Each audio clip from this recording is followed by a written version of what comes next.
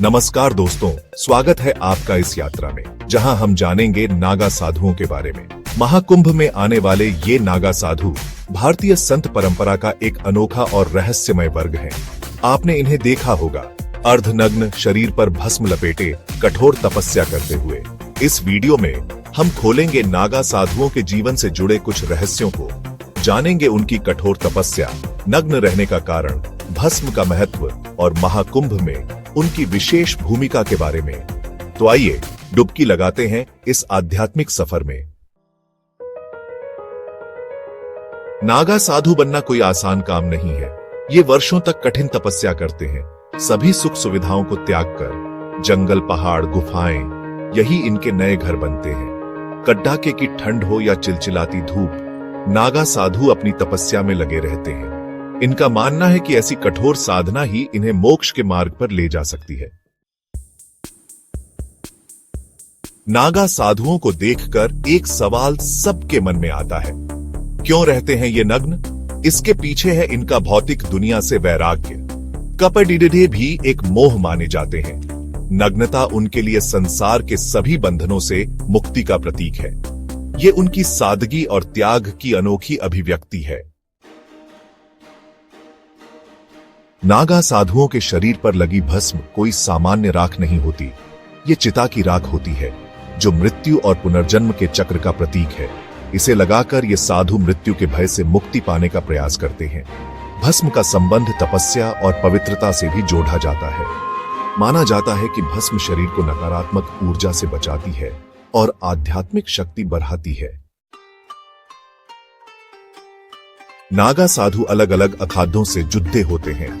ये अखाडे उनके लिए परिवार की तरह होते हैं, जहां वो साथ रहते हैं, साधना करते हैं। कुछ प्रमुख अखाडों में शामिल हैं जूना अखाड़ा, निरंजनी अखाड़ा, महानिर्वाणी अखाड़ा आदि।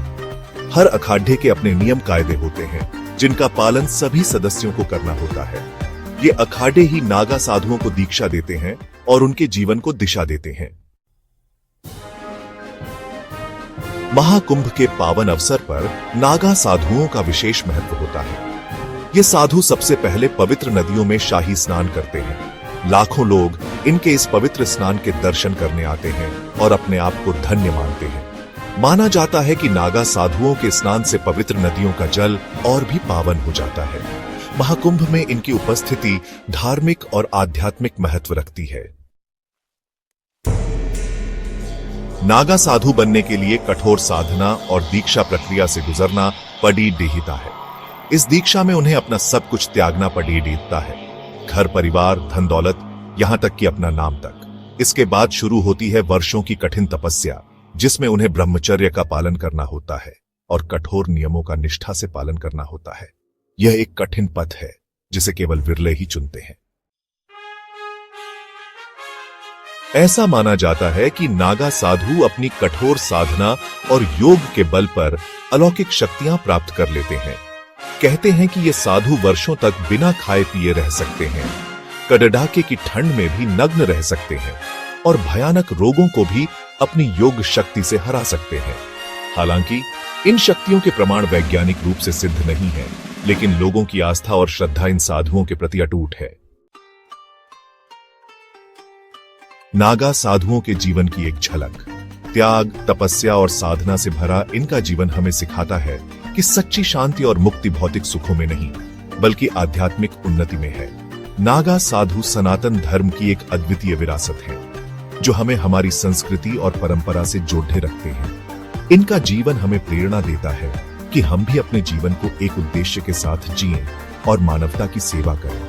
महाकुंभ में इनकी उपस्थिति श्रद्धालुओं के लिए आध्यात्मिक ऊर्जा और भक्ति का एक महत्वपूर्ण केंद्र होती है। आइए हम सभी मिलकर इन साधुओं के प्रति अपनी श्रद्धा और सम्मान व्यक्त करें।